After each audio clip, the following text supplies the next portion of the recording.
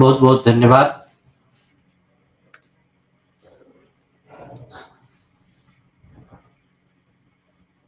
हमने आज आपको कहा कि ध्यान से हमारे जीवन का परिष्कार होता है, प्रार्थना से हमारे मन, हमारे भाव का परिष्कार होता है।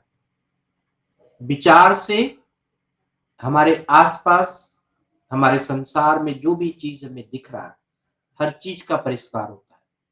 हमारे लोगों जिसके साथ हमारी अच्छी भावना चाहिए, अच्छे संबंध चाहिए, वो सब चीज़ हमारे विचारों से आता है। और सचेतन में जब हम विचार के बारे में बात करते हैं, तो हमारे जो विचार हैं, वो किसी धर्म ग्रंथ, किसी ऐसे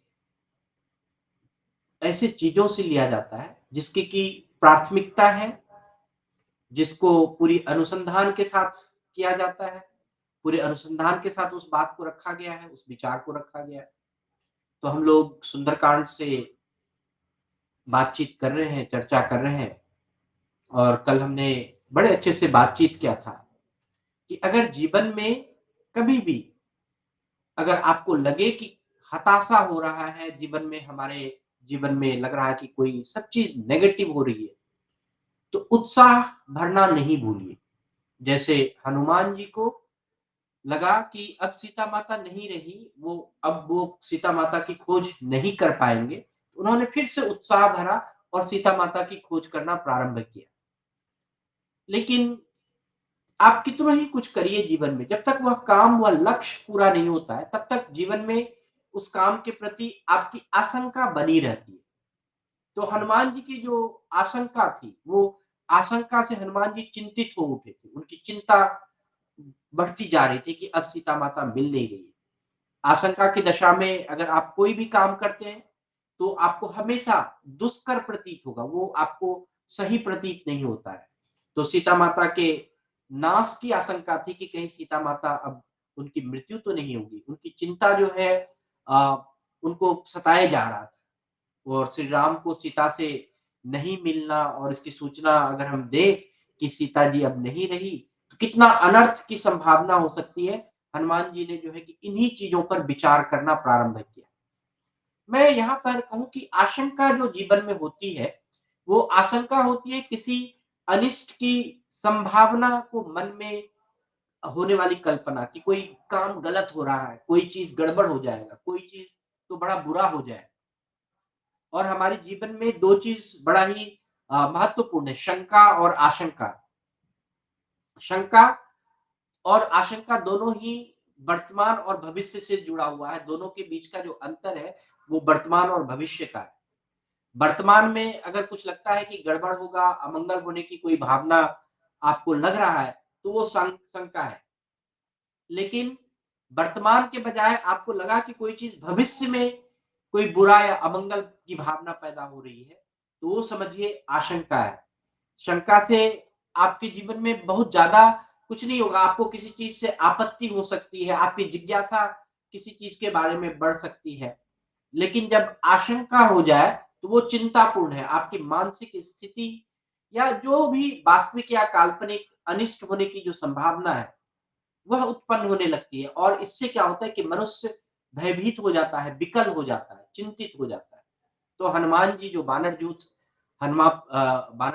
हनुमान जी जो थे, वो बड़े विमान से, महल से, हर जगह हर परकोटे पे, हर महल में, हर जगह वो जो है कि इस प्रकार से उन्होंने छान मारा सीता जी की खोज में कि उनको कि कहीं कोई चीज़ जो है छूट ना जाए।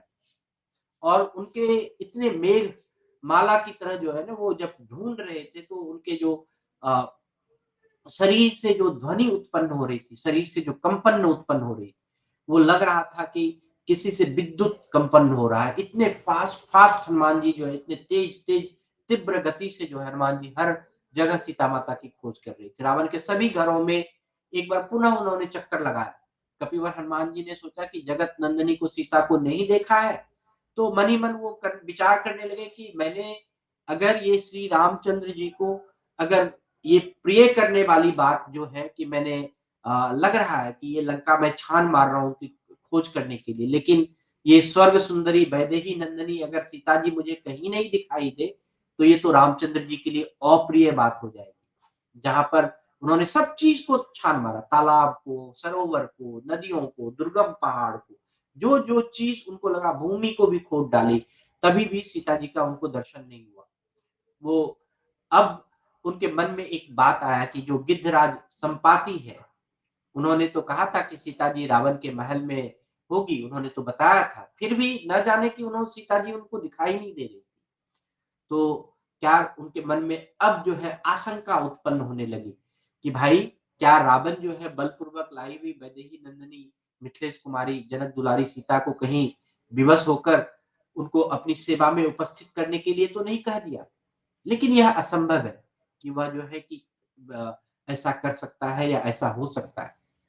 फिर हनुमान जी सोचे कि मैं तो समझता हूँ कि श्री रामचंद्र जी के बाण से भयभीत होकर राक्षस जब सीता जी को लेकर शीघ्रतापूर्वक आकाश में उछला होगा, तो उस समय कहीं बीच में छूटकर सीता जी गिर पड़ी हों। अथवा यह भी संभव हो सकता है कि आर्य सीता जो है वो सिद्ध सेवित आकाश मार्ग से ले जाई जा रही हो, तो वो खुद समुद्र के नीचे झांकी हो, तो वो भयभीत होकर उनका हृदय फट गया हो और वह नीचे समुद्र में गिर गई। देखिए, जब भी जीवन में कुछ भी ऐसी घटना घटती है, तो आशंका कैसे उत्पन्न होता है?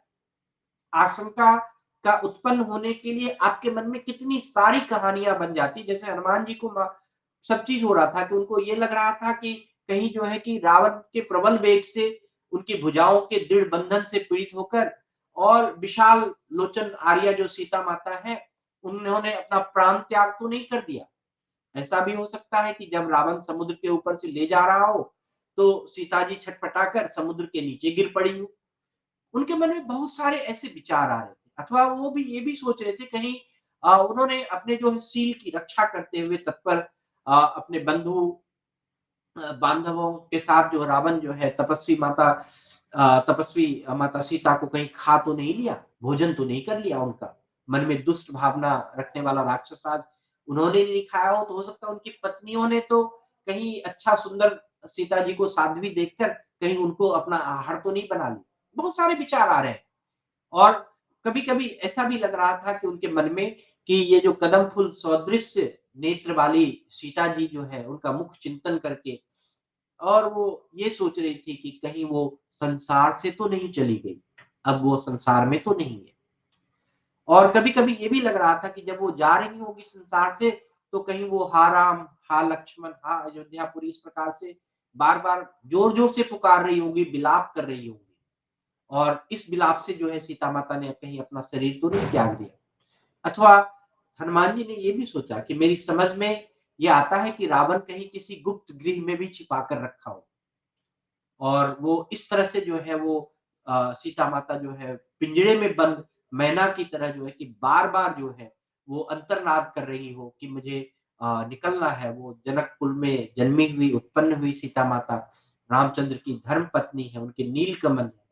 तो वो रावण के अधीन कैसे रह सकती है? यह भी उनके दिमाग में आ रहा था। और फिर यह भी आया हनुमान जी के दिमाग में कि कहीं जनक किशोरी जो सीता माता है, चाहे वो गुप्त गृह में हो, चाहे अदृश्य करके रखा हो, चाहे वो समुद्र के तल में रखा हो, कहीं भी वो जो है अब जो है अब रावण जो है वो अपने प्राण से अपना हाथ धो बैठेगा। मैं अब ये इस तरह से जो है कि खोज करूँगा कि सीता माता को खोज कर लाकर श्री राम जी के शरण में जो है कि उनको दूँगा, ये सूचना दूँगा।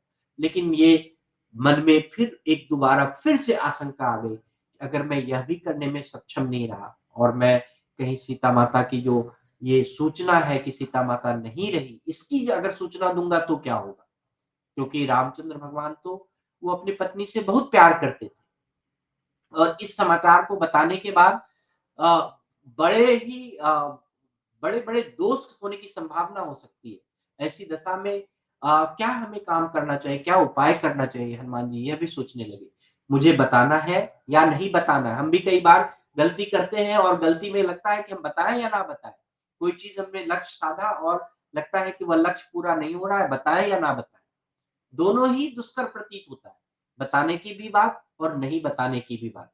ऐसी दशा में जब मनुष्य को जब दुष्कर प्रतीत होने लगता है कि हम ये चीज़ करें या ना करें, उसको हमेशा यही देखना चाहिए, हमेशा यही सुझाव है कि समय के अनुसार हमें उचित क्या होगा वही करना चाहिए। और इन्हीं बात का जो है बारंबार हनुमान जी ने विचार किया और विचार करने लगे और फिर से उन्होंने सोचा कि यदि मैं सीता जी को बिना देखे यहाँ से चला जाऊँगा, ये जो है रावण के उससे जो है कि बनराज वानर राज की जो पुरी है किष्किंधा, अगर वहाँ वापस लौटूँगा, तो मेरे पुरुषार्थ का क्या रह जाएगा? लोग तो बड़े मेरे ऊपर जो पुरुषार्थ का बखान करते हैं, लेकिन लोग कहेंगे क्या? कि मैं इतना समुद्र लांघ कर आया, लंका में प्रवेश किया, राक्षसों को देखा, इतना सारा सब चुनौतियों का मैंने सामना किया, सब चीज़ व्यर्थ हो जाए। किष्किंधा पहुँचने पर तो मुझे मुझसे जब अगर सुग्रीव मिलेंगे, दूसरे-दूसरे वानर राज मिलेंगे, दशरथ राजकुमार श्री भगवान राम मिलेंगे तो क्या कहें? ये जो है वर्तमान का सोच है कि अगर ऐसा होगा तो क्या होगा? तो हनुमान जी फिर वो यही अब करने लगे कि अब वर्तमान में अगर हमारे साथ ऐसी घटना घट रही हो, तो क्या होगा? और उस पे फिर विचार करते हैं, फिर आगे वो क्या सोचते हैं उसके बारे में हम लोग फिर से बातचीत करेंगे कल। आज के लिए इतना ही, बहुत-बहुत धन्यवाद। अगर आप में से किसी के पास भी कोई सवाल